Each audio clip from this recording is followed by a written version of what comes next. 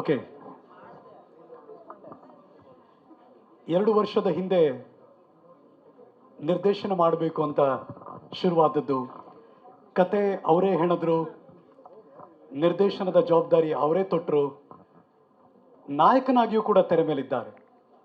ನಾಯಕನ ಪಾತ್ರ ಹೊಸದಲ್ಲ, ಕತೆ ಹೆಣೆಯೋದು ಹೊಸದಲ್ಲ, ಆದರೆ ಆಕ್ಷನ್ ಕಟ್ ಹೇಳೋದು ಸುಜನ್ ಲೋಕೇಶ್ ಪಾಲಿಗೆ ಹೊಸದಾಗಿತ್ತು. ಆದರೆ ಒಂದು ದೊಡ್ಡ ಬಲ, ಇವತ್ತು ಸ್ಪೆಷಲ್ ಅತಿಥಿಯಾಗಿ ಸಿನಿಮಾ ಜಗತ್ತಿಗೆ ಆಕ್ಷನ್ ಕಟ್ ಹೇಳಿರೋ ಉಪೇಂದ್ರ ಅವರು ಇದ್ದಾರೆ ಅಂತ. ಸುಜನ್, ಇವತ್ತಿನ ಈ ಸ್ಪೆಷಲ್ ಅಕೇಶನ್ ಎಲ್ಲರೂ ಕಾಯ್ತಿರೋದು, ಸೃಜನ್ ಮಾಡಿದ್ರೆ ಸಮಥಿಂಗ್ ಸ್ಪೆಷಲ್ ಇದ್ದೇ ಇರುತ್ತೆ ಅಂತ. ಹಾಗಾದ್ರೆ ಇವಾಗ ಏನಾಗುತ್ತೆ? ಒಂದು ಎಲ್ಲರ ಮುಂದೆ ಕನ್ಫ್ಯೂಸ್ ಮಾಡ್ಕೋತೀನಿ, ಉಪ್ಪಿ ಸರ್ಗೆ ಸಿಕ್ಕಾಬಿಡೆ ತಲೆ ತಿಂದಿದ್ದೀನಿ ನಾನು. ಎಸ್ಪೆಷಲಿ ಅವರು ಡೈರೆಕ್ಷನ್ ಮಾಡಲಿಲ್ಲ ಅಂದಾಗ ಅವ್ರ ಮನೆಗೆ ಹೋದಾಗಲೆಲ್ಲ ಅದೊಂದೇ ಹೇಳ್ತಾ ಇದ್ದೆ. ಯಾಕಂದರೆ ಯಾವಾಗಲೂ ನಾನು ಹೇಳೋದು ಉಪ್ಪಿ ಸರ್ಗೆ, ಅವ್ರಿಗೆ ಭಯ ಕೂಡ ನನ್ನ ಹತ್ರ ಸ್ವಲ್ಪ ಹೊತ್ತು ಆದಮೇಲೆ ಮಾತಾಡೋದಕ್ಕೆ, ಯಾಕಂದರೆ ತುಂಬ ತಲೆ ತಿಂತೀನಿ ಅಂತ.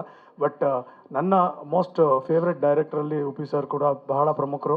ಇವತ್ತು ನನ್ನ ಮೊದಲನೇ ಸಿನಿಮಾ ಡೈರೆಕ್ಟ್ರಾಗಿ ನಾನು ಎಂಟ್ರಿ ಕೊಡ್ತಾ ಇರೋದು. ಆ ಒಂದು ಸಿನಿಮಾದಲ್ಲಿ ಆ್ಯಕ್ಷನ್ ಕಟ್ ಹೇಳಾಯಿತು.